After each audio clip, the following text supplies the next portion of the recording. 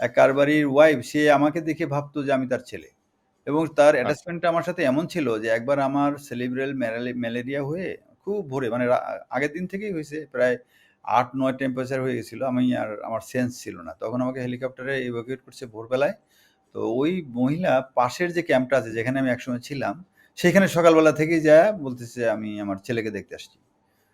তো এই মহিলার যে অ্যাটাচমেন্টটা, মানে এরা যে এত ভালো মন থেকে, যে এর পুরা পরিবার চলে আসছে। বলেছে আমি স্বপ্ন দেখছি আমার ছেলের বিরাট বিপদ। তারপরে তাকে অনেক আচ্ছা। বুঝায়-টুজায় অনেক খাবার-টাবার নিয়ে আসছে। এই দই, গরুর মহিষের দই, তারপরে ওই বেল, গাছের বেল, অনেক কিছু নিয়ে আসছে যে আমি আমার ছেলের জন্য নিয়ে আসছি এটা। তখন তাকে আর ফেরানো যায় না। পরে তাকে সত্য বলছে আমাদের ওই ক্যাম্পের এরিয়া যে, "দেখো উনি তো অসুখ হয়ে ওই যে হেলিকপ্টারে যে আসছিল উনি হাসপাতালে গেছে। তুমি তার জন্য দোয়া করো।" তো ও ওইখান থেকে বের হয়ে আর বাড়িতে যায় নাই। ওর একদম পুরা পরিবার নিয়ে চলে গেছে ওই যে ওদের যে বৌদ্ধ মন্দির আছে ওইখানে।